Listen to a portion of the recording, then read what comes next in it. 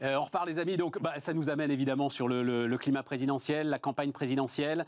Je ne sais pas par quel bout prendre le truc, je ne sais pas, Nicolas, toi qui a eu des responsabilités politiques à un moment. Non, travailler plus pour gagner. Voilà, moi c'est le truc, je regardais un petit peu les programmes, puisque maintenant on a les 12 candidats, et je me disais, en fait, depuis 15 ans, c'est le slogan des candidats français, c'est travailler plus pour gagner plus. Oui, alors c'est la seule réponse en fait qu'ils peuvent trouver aux différents problèmes qui s'accumulent. Ça démontre bien une chose, c'est le manque. Il y a deux choses. D'abord, je suis effaré de l'impréparation d'un certain nombre de candidats. Je pense qu'on ne bâtit pas, on ne se présente pas à une élection présidentielle sans avoir un minimum de recul, de vision long terme, et surtout en ayant mis les moyens humains, financiers pour bâtir, construire, élaborer, financer un véritable projet pour porter un projet qui tienne la route. Là, je suis effaré. J'ai des 12 candidats aujourd'hui. Alors, on va attendre Emmanuel Macron, parce que pour le moment, en dehors de l'audiovisuel, et puis j'ai cru remettre un peu de mathématiques dans les troncs communs, parce qu'ils sont aperçus que c'était quand même un peu problématique. Non, on n'est pas d'accord là-dessus. Mais bon, on en parlera. On y reviendra sur le sujet. Oui. Au niveau du programme, ce que je veux dire par là, c'est que c'est un concours de mesurettes. Je suis désolé de le peser. C'est un concours de mesurettes. Et moi, honnêtement, ça me fait pas vibrer, ça me porte pas et ça me montre pas une perspective rassurante pour mon pays. Voilà, moi j'en suis là, j'en suis désolé, j'ai 45 ans, je crois comme toi, Aziz, je suis effaré. Paradoxalement, le seul qui a une vision pour la France, c'est Zemmour, en fait. Non, je le dis avec un sourire. Mais c'est le seul qui... Non, mais c'est le seul qui au moins offre... une perspective. Pour ceux qui aiment les films d'horreur. Non, mais c'en est une. C'est ça une perspective. T'as le droit de penser. Non, mais t'as le droit de penser que. Non, mais Aziz, t'as le droit de penser que c'est une perspective d'horreur, mais c'en est une. Voilà. J'écoute tous les candidats. Il est très convaincu. Alors, justement, pour rebondir sur ce que tu dis, c'est que, en fait, les trois quarts ne se présentent pas parce qu'ils ont un projet ou une vision, ils se présentent pour leur petite carrière. Ouais. C'est un passage obligatoire. Quand tu fais 1, 2, 3% et que tu sais que tu vas à la ramasse, tu te présentes pas. Oui. C'est de la symbolique. Oui. Et cette symbolique, alors, je veux bien sur les candidats d'extrême gauche, Artaud, Poutou, etc., c'est sympathique, c'est cosmétique presque. Il y a un petit calcul politique pour d'autres, etc. Mais pour les trois quarts d'entre eux, c'est un passage obligé. Quand tu t'appelles Anne Hidalgo et que tu vas faire l'équivalent d'un fromage allégé 1% ou 2%, c'est bien pour un fromage allégé, mais quand tu fais 2% à l'élection, tu restes chez toi. Mais elle a besoin de mais elle ne savait pas qu'elle allait le faire. Non, elle était piégée. Elle y croyait. Non, elle y croyait. Non, mais justement, c'est encore plus grave. Non, mais c'est vrai d'un gars comme Dupont-Aignan, quoi. Par exemple, ça, c'est assez clair que tu ne vois pas quelle perspective il a. Ensuite, effectivement, je partage ça, c'est qu'il n'y a pas de vision, donc il n'y a pas un engouement. Moi, je n'ai pas un engouement sur cette présidentielle. Il n'y a pas un élan, il n'y a pas quelqu'un qui te propose quelque chose, un super challenge pour le pays à 5 ans ou à 10 ans, où tu te dis, ouais, chouette, on va y aller. Oui, je suis d'accord avec toi. Non, mais attention à ce que je vais dire. Je veux faire attention pour pas que ce soit coupé. Oui, Zemmour a une vision et à mon avis, il est le plus convaincu dans sa connerie. C'est mon opinion. Il est même habité, je pense. Il est au-delà de convaincu, messianique. Donc oui, c'est vrai. Je pense que c'est aussi une des raisons pour laquelle il est très suivi. C'est parce que il est très convaincu. Ça ne veut pas dire que j'adhère à tout ce qu'il dit, d'ailleurs. Mais tu vois, Aziz, c'est intéressant parce que ça, c'est une des... Je vais te donner la parole, Stéphane, pardon. C'est une des caractéristiques étonnantes de notre pays, c'est l'extrême gauche, c'est sympathique. C'est-à-dire, tu l'as dit, c'est sympathique. Donc, Philippe Poutou qui dit, si les gens sont riches, c'est parce que ce sont des voleurs. Nathalie Arthaud, etc. C'est sympathique. On trouve ça sympathique. Ce qui est extrême, est insignifiant. Je veux dire, quand tu es raisonnable, tu prends un peu de recul, tu écoutes ce qu'ils disent, tu regardes un peu l'histoire. D'accord, mais je sais pas si gauche, c'est sympathique. S'ils veulent bien me montrer un pays dans le monde où ça a marché, mais n'empêche que tu trouves ça sympathique. Stéphane. Tu m'as coupé l'herbe sous le pied. Je suis désolé. Justement, il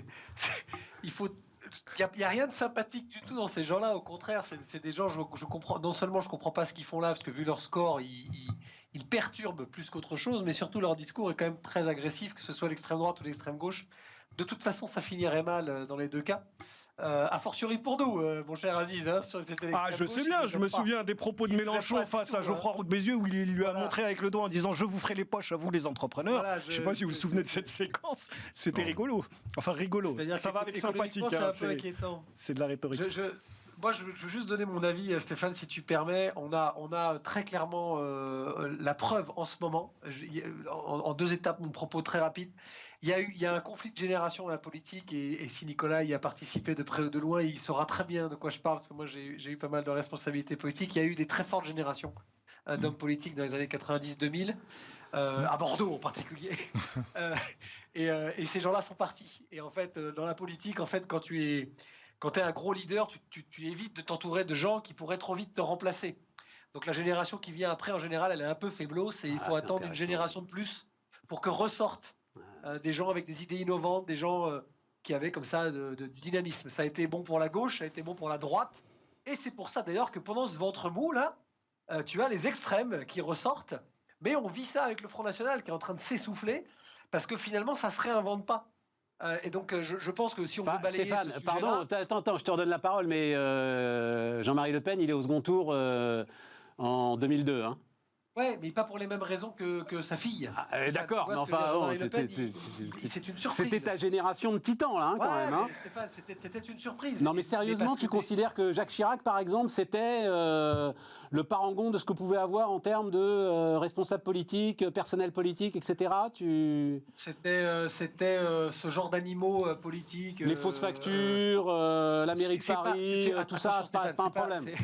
C'est pas ce que je dis d'abord, tu sais, j'ai une très grande tendresse pour la personne. Après, bah oui, mais enfin, c'est comme le très sympathique d'Aziz, tu vois. Enfin, je veux dire, le gars qui est un roi fainéant sur son deuxième septennat et qui, dans les années 70, a quand même fait... tout ce qu'on a pu faire en termes de financement illégal de campagne présidentielle et de partis politiques, je sais pas, quoi, tu vois, je sais pas Stéphane, je parle d'influence et d'impact. Que là, ce que disaient mes co-débatteurs, c'est qu'en gros, ça ne nous faisait pas rêver, quoi, cette campagne. Voilà. Et finalement, celui qui va être le grand gagnant, mais pardon, et je ne soutenais pas forcément en 2017, donc je suis très à l'aise. Le seul qui sort un peu cohérent dans tout ça, c'est le président de la République, mais pour une seule raison, c'est qu'il a les clés.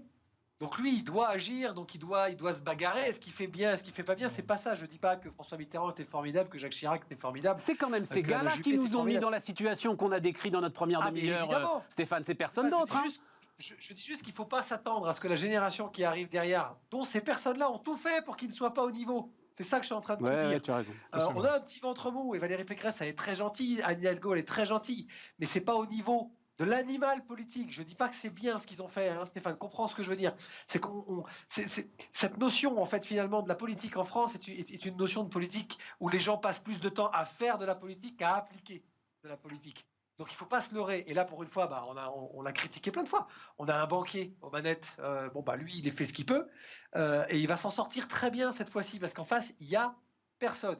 Et Éric Zemmour, en fait, il n'a rien de conviction, il n'a rien d'exceptionnel. C'est juste qu'il surfe sur ce qu'une partie des Français pense et qui finalement ressort globalement de ce qui tu vois, Stéphane, tu disais que le Front National s'est pas renouvelé. Moi, je trouve que le produit de substitution, le nouveau produit, l'extrême droite 3.0, c'est plutôt Zemmour, et le Minitel de l'extrême droite, c'est Madame Le Pen. Donc je pense qu'ils se sont renouvelés, mais en allant davantage sur les extrêmes. Je pense qu'il y a une France qui est en colère, et elle est en colère parce que pendant 40 ans, les mecs qui ont été élus, Mitterrand, Chirac, Sarko, n'ont pas fait grand-chose de ce qu'ils avaient promis de faire. Je pense qu'il y a beaucoup de colère, et comme disait Senghor, je pense qu'il y en a un certain nombre, surtout chez les Zemmour, qui se trompent de colère en mettant ça sur une problématique d'immigration, alors que la problématique, me semble-t-il, est un peu plus ailleurs. Je ne dis pas qu'il n'y a pas de problème d'immigration, je dis que c'est pas l'essentiel. L'inquiétude d'Aziz, elle n'est pas sur le fait que... Parce que pour moi, Éric Zemmour ne remplace pas l'extrême droite. Il fait un lien entre la droite dure et la droite et cette extrême droite qui n'existe plus en France, puisque Marine Le Pen est devenue un extrême droite de gauche. Donc en fait, c'est complexe en fait de comprendre ce qui se passe. Et en fait, dès que tu as un discours comme ça dynamique pardon, je reprends ton terme, dynamique dans la connerie, l'idée que je partage avec toi fondamentalement, hein, que je sois bien à l'aise, forcément ça marche parce que les gens se disent au moins il y a un chef. Voilà ce que je voulais dire. Les autres, on a le maire de Paris quand même qui est candidat, qui fait 1,5 dans les sondages. Enfin, le maire de une des plus grandes villes de la planète. Comment c'est possible, à un moment donné, qu'il y ait un microcosme qui est élu à nouveau cette personne en 2020, qui ne représente plus rien dans sa famille politique sur une élection nationale? Voilà ce que je voulais juste dire. Ça n'enlève rien à la capacité de truquer, mentir, bidouiller ou rien faire des précédents. C'est juste qu'en tout cas, ils savaient faire. Là, Mais en tout cas, il y a une chose que je note, moi, dans cette présidentielle, c'est qu'à nouveau, c'est la dégringolade pour les grands partis classiques qu'ont fait la Ve République, le Parti Socialiste, l'ex-RPR UMP. On a une Pécresse à 16, on a un PS à 2%. T'as pas vu les derniers sondages? T'as pas vu les derniers sondages? Pécresse, elle n'est pas à 16. Tu travailles trop. C'est entre 11 et 13. 11 et 13. Mélenchon lui est passé devant, là, quand même. Ouais. D'accord, bon, écoutez, les choses sont dites, donc on a les grandes boutiques qui s'effondrent, encore une fois, et ça montre combien les Français prennent encore un peu de recul là-dessus. Là, c'est ce que dit Stéphane là-dessus, enfin c'est tout ce que dit Stéphane est intéressant, mais ce qu'il dit là-dessus sur l'idée effectivement de ceux qui ont créé ces grandes boutiques et qui ont tout fait pour scier la branche, pour que personne... ne montent l'échelle qu'ils étaient en train d'escalader. Vas-y, Nicolas. Attends, Nicolas, vas-y. En gros, dans les grandes œuvres, c'est ce que j'essaye, moi, d'enseigner dans mes entreprises. Lorsque je rencontre des dirigeants, je dis toujours... ayez l'intelligence de recruter meilleur que vous-même. Ah bah ouais, c'est sur ça que... Et je partage complètement l'analyse de Stéphane, c'est-à-dire qu'ils ont recruté bien moins bon, entre guillemets, qu'eux, ils ont appauvri le système, mais je rajoute un deuxième élément, Stéphane, qui est important. C'est qu'ils ont mis en place un système qui empêche toute initiative citoyenne. Et c'est très important. Qu'est-ce que tu appelles l'initiative citoyenne? Ce que vous avez fait avec Denis Père, nous citoyens? Peu importe que nous avons testé avec nous citoyens ou d'autres, etc. Aujourd'hui, on ne peut pas rentrer dans le système si on ne passe pas par un appareil. Et contrairement à ce qu'on dit, Emmanuel Macron est du système. Il est arrivé avec le système. Je connais très bien comment c'est constitué En Marche. Je sais très bien comment ça a été financé au départ. Et je sais très bien comment il a poursuivi après. Mais il est venu par le système. Il est construit par le système. Bien sûr. Et aujourd'hui, si tu veux prendre des gens avec un peu de neurones, d'intelligence qui viennent de la société civile, on a mis en place un système qui t'interdit de rentrer. On le voit notamment avec le système des parrainages et la publication obligatoire. Au début, tu sais, c'était à 200, je crois, sous François Mitterrand. Puis on est passé à 500. C'était anonyme. Maintenant, on doit l'afficher. Toi, tu voudrais quoi? Parce que l'autre système, c'est 200 000 signatures ou 500 000 signatures de citoyens. Enfin voilà. Mais il faut quand même il faut un tamis quand même. C'est pas possible. Évidemment. Déjà, on en a trop là. Donc. Et il ne s'agit pas d'avoir 200 candidats qui se présentent à l'élection présidentielle. On est bien d'accord. Ce que je veux dire, c'est que le système de financement, il faut s'en rendre compte. Pourquoi est-ce que Xavier Bertrand est allé rejoindre la primaire de la droite, d'après vous? Il y a une seule raison. Il n'avait pas 1 euro dans les caisses. Il n'avait pas l'argent. Son seul moyen, c'est qu'on lui a dit à un moment donné, mon petit, c'est que si tu veux faire un premier tour et gagner, il te faut 10 millions d'euros. Et le seul moyen d'avoir les 10 millions, c'était d'aller à la primaire LR, parce que la condition, c'est tu reviens dans la famille, tu participes à la primaire, et en contrepartie, tu auras tes 10 millions pour faire ton premier tour. Donc charge à toi de rassembler le plus largement possible. Et qu'est-ce qu'on a fait? C'est pas le système, ça. C'est. Seul, il n'aurait pas pu le faire, oui, parce qu'il n'avait pas l'argent. Oui, mais c'est normal. Enfin, il faut pouvoir organiser des meetings, avoir des affiches, imprimer des flyers. Mais oui, donc tu reviens à avoir une très grosse machine politique. D'accord, avec suffisamment d'adhérents quand même. Je rappelle que le RPR, il y a 40 ans, c'était 2 millions d'adhérents. Avec le Parti communiste, c'était les 2 plus grands partis. Je parle il y a 40 ans. Aujourd'hui, quand un parti politique a 50 000 adhérents, il est dans le top 3 au niveau national. Ouais. Je parle d'adhérents payants. Ouais. Je rappelle que chez nous, citoyens, on en a eu 18 000 et on a levé 1 200 000 euros. Ce qui était déjà énorme à l'époque. On est parti d'une feuille blanche et ça a été fait en 9 mois avec Denis Père. Mais c'est très compliqué parce que derrière, il faut des moyens financiers colossaux. Et avec le système d'adhésion, de financement et de partis politiques aujourd'hui, le système est très verrouillé. Voilà. Ouais, très verrouillé peut-être, sûrement. Oui, non. Une des problématiques, la parole, c'est que l'impact de la politique sur la vie au quotidien, tu prends ton VTC, tu discutes avec ton chauffeur, tu vas dans un café, etc.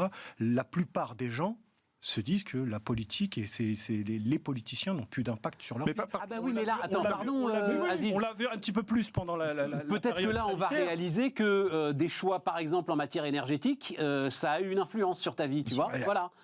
Là, il y a un retour du réel là-dessus. Je ne suis pas de cela. Je sais bien que la décision politique a un impact sur nos activités, etc. Ah bah oui. Je te parle de la masse. Sinon, il n'y aurait pas... Le premier parti de France s'appelle l'abstention. Donc, il y a quand même une réflexion à avoir. Quand les gens disent « moi, j'y vais pas parce que ça change rien à ma vie », t'as beau dire c'est nous qui avons raison, il y en a plus de la moitié qui restent chez eux. Donc il faut s'interroger. Et les politiciens ne s'interrogent pas.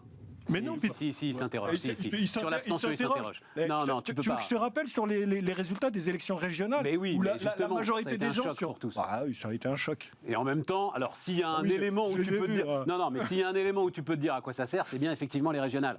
Mais sur la présidentielle, t'as pas une majorité d'abstention, c'est pas vrai. Attends, Stéphane voulait prendre la parole. Vas-y. Je voulais juste dire deux choses. D'abord, pour connaître le sujet un peu de l'intérieur, mon cher Nicolas, tu sais bien, nous citoyens, c'était trop tôt. Voilà mon avis avec le recul. C'est que si tu le retentais aujourd'hui, peut-être que ça passerait parce qu'Emmanuel Macron a ouvert une nouvelle voie, en fait, justement, de briser le système bipartite. C'était ça En Marche. C'est un énorme hold-up politique en utilisant évidemment le système. Et la preuve, c'est que Denis a essayé de défendre encore ses idées, dont je partage une grande partie cette fois-ci, en entrant dans un système où il a été évidemment éjecté parce qu'il ne fait pas partie du sérail. Donc je partage aussi cet avis-là. Maintenant, juste... Là, Aziz, je suis pas d'accord avec toi parce que moi, je suis extrêmement... Ça nous arrivera encore. Non, mais là, je suis extrêmement dur sur ça parce que moi, j'attache beaucoup d'importance et ça m'emmerde comme les autres, les régionales, les cantonales, quand il fait beau à Bordeaux et que je pourrais aller sur le bassin et que je suis obligé de rester le dimanche pour aller voter, comme tout le monde. Mais va demander à un Russe ou à un Ukrainien en ce moment si c'est pas important de voter. Et en fait, à force de dire les politiques servent à rien, donc je vote plus, je machin, en fait, on brise ce qui fait le système. Notre système, il est à nous. Donc ce système, on n'a qu'à le reprendre en main. Et on l'a laissé, en fait, dans ces gens-là. Stéphane dit un truc très juste, les Chirac, les machins et tout, ils ont manipulé, ils sont responsables. Mais nous sommes responsables. Tout le monde a été dans la rue, je veux dire, en 81, en mai, tout le monde était derrière Mitterrand, tout le monde y a cru, tout le monde... Voilà. Bon, et il est resté quand même 14 ans. Alors qu'au bout d'un an ou deux, on avait compris que tout le monde s'était fait avoir une bonne fois pour toutes. Donc les Français doivent aussi, à un moment donné, prendre les choses en main et être un peu responsables. Non mais attendez les gars, Stéphane, mais attendez. Moi, je suis d'accord avec toi. Et la bande de cadras, là, je suis le seul à savoir ce qui se passait le 10 mai 81. Là, tous, vous étiez pas nés. J'avais 5 ans, moi. Mais bon. Écoute, c'est tombé, là. Je vais reprendre un autre... charger la Citroën, mec, moi, il voulait... je suis d'accord avec ce que tu dis, le vote est un devoir, c'est important, etc. Sauf qu'il y a un principe de réalité. Quand tu descends et que tu demandes aux clients, parce que je vais reprendre une attitude d'entrepreneur, tu vas voir les clients et que tu leur dis, mais monsieur, pourquoi vous achetez pas ? Il faut les intéresser, il faut les faire venir. Et aujourd'hui, la politique, enfin ceux qui ont fait de la politique ces dernières années, ont fait tout l'inverse. L'art de dégoûter les gens de ce qui les intéresse. C'est pas de moi, c'est de Paul Valéry. Les politiciens, aujourd'hui, tous ceux qui se sont succédés, n'ont fait que dégoûter les gens et les ont éloignés. Donc, dans l'intérêt de qui ? Donc moi, je pose la question. Bien sûr que... Mais il y a un autre sujet, tu dis on est tous responsables. Le problème avec cette expression, c'est que quand on est tous responsables, c'est qu'il n'y a pas de responsables. Non, il y a des responsables. Il y a des gens qui sont payés, sont grassement payés pour ça. Il y a une problématique de représentation nationale, locale. Stéphane a raison, le gars qui va pas voter, tant pis pour lui, quoi. Il la ferme. Si tu veux changer les choses, c'est pas en allant pas voter que tu les changeras. Je ne suis absolument pas d'accord, c'est la question de l'offre. Quelqu'un qui ne va pas voter, c'est parce qu'on l'a pas séduit, on l'a pas intéressé. Non, c'est pas vrai. Mais c'est une pas yaourt, mon Dieu, c'est la démocratie. Le vote blanc n'est pas comptabilisé, il va se déplacer, et s'il trouve pas de son choix... Je trouve ça, attends, Stéphane est loin, on va laisser parler, laisser répondre, et puis ensuite, vas-y. Aziz, je partage ce que tu dis, évidemment, ne te méprends pas sur ce que je dis. Je dis pas que le Français qui en prend plein la gueule toute la journée, il est responsable autant que le mec qui est conseiller régional, conseiller départemental, à la SGEG, à la SLUP, à la SLUP, à la SNUT. Voilà, c'est pas ça que je dis, je les connais. Je veux dire qu'à Bordeaux, en Nouvelle-Aquitaine, en plus, c'est des champions du monde. Ils sont aiguilleurs à la SNCF, d'ailleurs, pour certains, sans doute. Ce que je dis, c'est que les Français se méprennent fondamentalement sur notre Constitution. Ça n'est pas un droit. Le vote, c'est devenu un devoir. Bon, les gars, il reste... alors, mais un mot, parce que je voudrais quand même qu'on parle de ce classement du Financial Times qui met Val-Humaine... Un mot, je vais dévoiler l'un de mes entretiens avec Emmanuel Macron quand il était président d'En Marche et qui m'avait reçu quand j'étais président moi-même de Nous Citoyens. Il m'a dit à la fin de notre entretien, cher Stéphane... Il m'a dit « Je suis un peu jaloux, Nicolas, de votre slogan. Moi, j'ai inventé le ni droite ni gauche. Et vous avez inventé le social pour l'homme, libéral pour entreprise, écologique pour tous. Et je vois remarquer, c'est plutôt bien trouvé. » Voilà. Super. L'anecdote d'Emmanuel Macron. Super. Bon alors, comment est-ce que Val-Humaine, donc combien de salariés Val-Humaine On est 10 aujourd'hui. 10, voilà. Comment est-ce qu'une boîte de 10 salariés peut se retrouver dans un classement du Financial Times, parce que donc c'est classement du Financial Times des entreprises européennes en plus forte croissance, c'est ça Oui, c'est ça. Alors en fait, l'exercice a été fait. D'abord, il y a eu un premier classement qui est paru dans les Échos il y a maintenant 3 semaines, qui est le top 500 des champions de la croissance. Et donc, Valumen, j'ai été appelé il y a 6-7 mois en disant, écoutez, on a été sur société.com, on a vu la croissance de Valumen et vous pourriez rentrer dans les critères, est-ce que vous voulez remplir le dossier? Donc, j'ai rempli mon dossier il y a 6 mois. Sans déconner. Et là, Valumen... Attends, petite question commerciale. Faut payer pour faire partie faut pas du... payer. Non, faut pas payer. Totalement gratos. Ok. Non, c'est totalement gratuit. C'est ouvert à toutes les TPE-PME. Alors, il y a des critères. Il faut faire plus de 200 000 euros, je crois, de chiffre d'affaires. Il faut avoir 3 exercices sur 3 bilans. C'est fait de manière très sérieuse par les Échos. Je précise que j'ai dû remplir un questionnaire de 15 pages, transmettre les bilans, attestation des commissaires aux comptes. Ils contrôlent, ils vérifient, ils vous posent des questions complémentaires si jamais il y a des choses qu'ils trouvent, je sais pas. Ils font leur job. Ils font leur job. Et puis j'ai appris, donc il y a effectivement 3 semaines, Valumen, champion de la croissance, à la 22e place. Alors pour l'année 2022, j'ai trouvé ça génial en termes de communication. Et j'ai été appelé il y a 15 jours pour dire, en plus de ça, vous intégrez le top 1000 européen. Et donc, Valumen est à la 139e place et on fait partie des 140 entreprises françaises en plus forte croissance sur 3 exercices. Mais, il y en a des boîtes de 10 salariés, il doit y en avoir... un petit million, quoi, quand même, voilà, à peu près un petit million, moins d'1 million peut-être, mais un petit million. Mais ils peuvent pas, c'est physiquement impossible, même en allant sur société.com, d'aller regarder les bilans de tout le monde. Donc il y a une espèce d'écrémage qui se fait. Non, c'est vrai, mais je pense c'est un peu comme le classement des grandes fortunes.